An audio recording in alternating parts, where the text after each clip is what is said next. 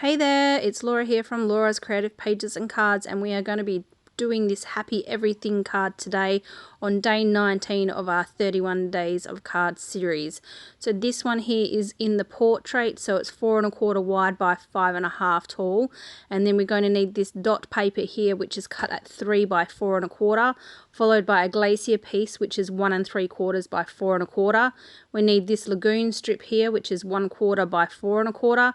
Then we're going to need the lemonade cut at 1 5/8 by 3 5/16, and the white daisy, which is cut at 1 1/2 by 3 1/4. Then we need 2 little nectarine pieces, which is 1/2 by 3/4, and then just a scrap bit of white daisy to stamp the stars. Okay, so this piece on the top of the card was cut with the die cut from the Fancy Borders, and it's just run through a machine, be it a Cuttlebug or a Big Short, whatever. So we're just going to place it on the card, piece of card like so it cuts on an angle with a wider bit on the right hand side and a narrower bit on the left hand side. So I'm just running that through my Cuttlebug to cut it. I love these Fancy Borders because not only does it cut the shape, but it gives it the stitching look as well, which is really fun. All right, let's add on this dot paper first to the card, and just popping some tape on there and just fitting it right to the edge on both, the bottom of the card and to the very left of the card, and get it straight before I press that on down.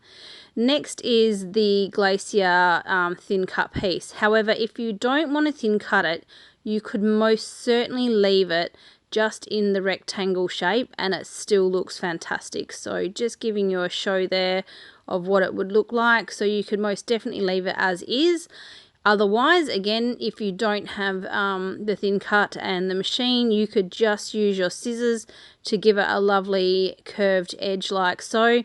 And then I would recommend that you use a journal pen just to add some stitching to that. Okay, so we're going to add this piece here to the card next, and that's going to make sure you line up on the right hand side of the card and also butt it right up against the dots. And then this lagoon piece here will go over the top of the two pieces and cover that join or that seam.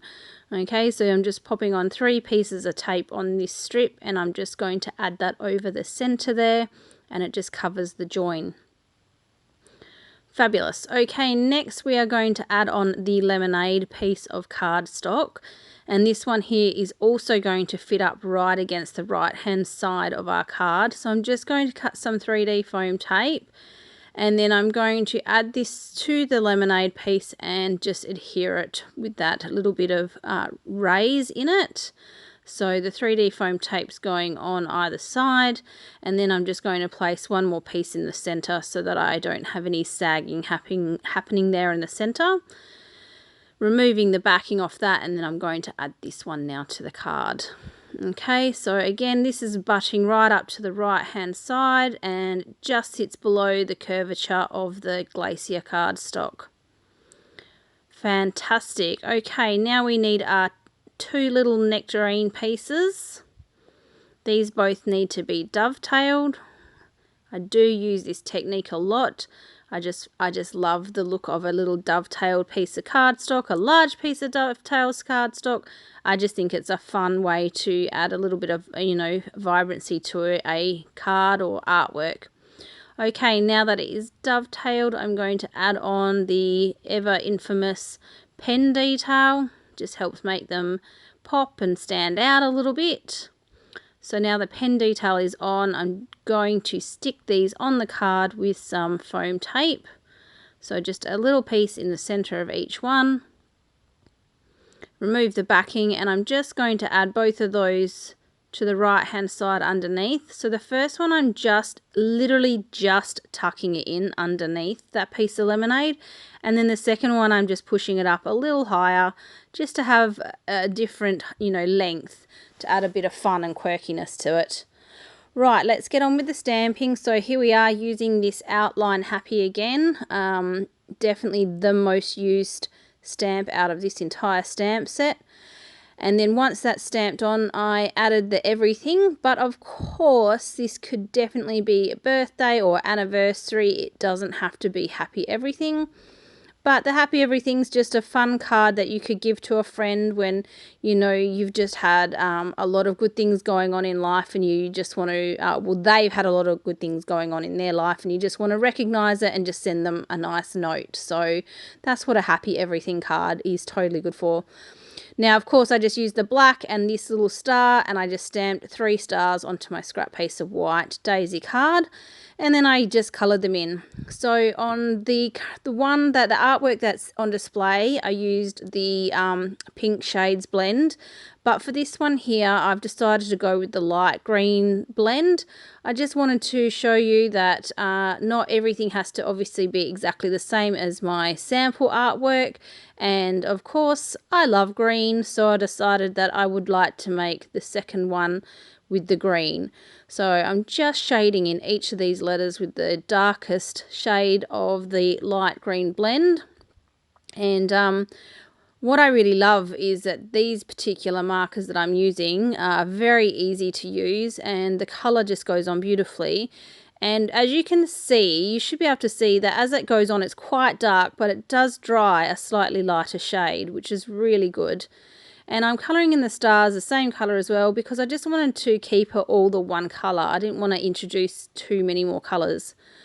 Okay, that happy everything is now coloured in and ready to go into the centre of the lemonade piece. So I'm just adding 3 bits of tape to the back of that. That will just fit into the, it doesn't fit into the centre, it still butts up right to the right hand edge. So all I'm getting is a border on the top, bottom and on the left hand side. And that's why we had the funny 16th size cut. So it is one of the only awkward cuts I've put in this whole series. Okay, black outline, and then I'm just going to cut each of these stars out, fussy cut them. And I will have to say, the more often you do this, the easier it does get. So it is just all about practice. The fussy cutting is a lot easier for me simply because I've probably fussy cut in excess of 10,000 pieces over the last few years. And so it has certainly gotten easier.